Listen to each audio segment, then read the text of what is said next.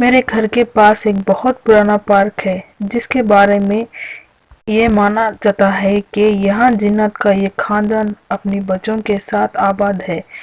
اس کے باوجود بھی لوگ وہاں شام کے وقت اپنے بچوں کو گھمانے کے لیے لایا کرتے تھے۔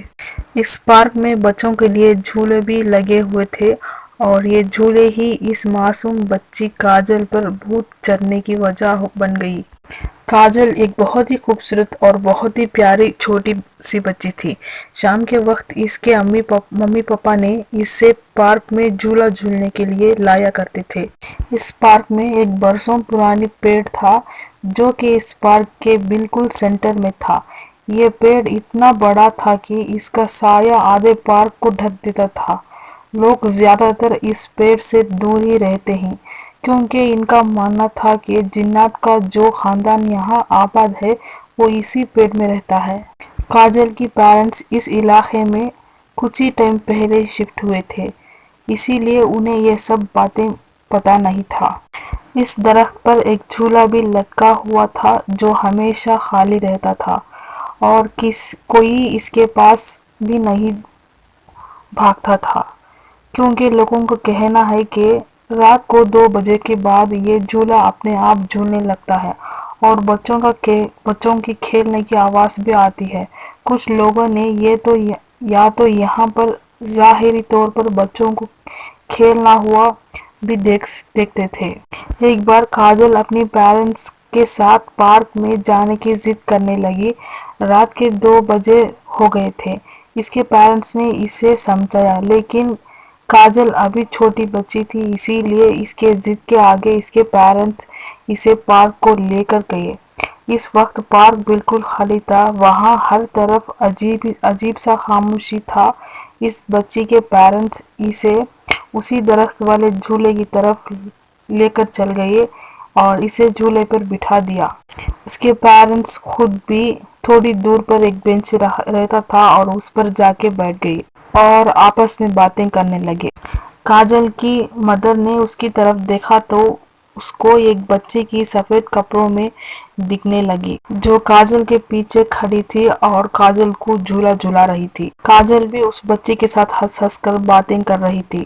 اسے دیکھ کر اس بچی کی مدر کو تھوڑی پریشانی ہو رہی تھی تو اٹھ کر جھولے کی طرف بڑھنے لگی۔ اس کی ذہن میں بس ایک ہی خیال آ رہی تھی کہ رات کے 2 بجے پارک میں کوئی بھی نہیں تھا اور یہ چھوٹی سی بچی یہاں کیسے آئی۔ کاجل کی مدر تھوڑا قریب ہی پہنچی تھی کہ وہ بچی درخت کے پیچھے چل گئی اور جب وہ وہاں پہنچی تو اور انہیں نے دیکھا درخت کے پیچھے جا کے تو وہاں بچی غائب ہو چکی تھی اور کاجل کے مما نے اسے فوراً جھولے سے اتارا اور گود میں کاجل کو لے لیا اور خود وہاں سے تیز تیز اپنے ہسبینڈ کے پاس جانے لگی۔ ان کا خوف سے زیادہ ہوا چہرہ دیکھ کر ان کے ہسبینڈ نے وجہ پوچھی تو انہوں نے ساری بات بتا دی۔ وہ لوگ بہت پریشان ہو گئے اور فوراً وہاں سے اپنے گھر چلے گئے اور تبھی سے کاجل کو اس پارک پر لے کر جانا ہی چھوڑ دی ان کے پیرنٹس نے۔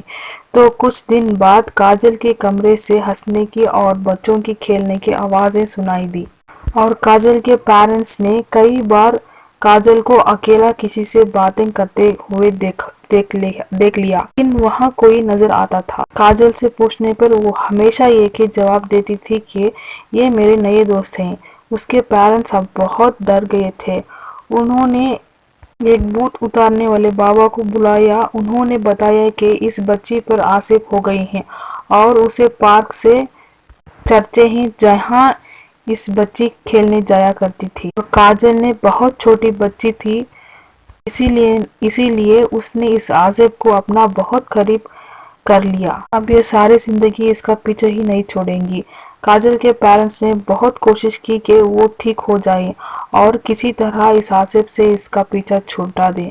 وہ اسے ہر پیر بابا کے پاس لے کر گئے پر کچھ فائدہ نہیں ہوا۔ آج کاجل 12 سال کی ہو گئی ہے اور اس بات کو 6 سال گزر چکے ہیں لیکن آج بھی کاجل اپنے آپ سے ہوا میں باتیں کرتی ہے اور اس کے کمروں سے بچوں کی ہنسنے کی کھیلنے کی آوازیں ہمیشہ آتی رہتی ہیں اور یہ ہمیشہ رات کے 2 کے بعد ہی ہوتی ہے۔ और हम उसके पेरेंट्स होकर भी कुछ नहीं कर पाए। गैस बस स्टोरी इतना ही।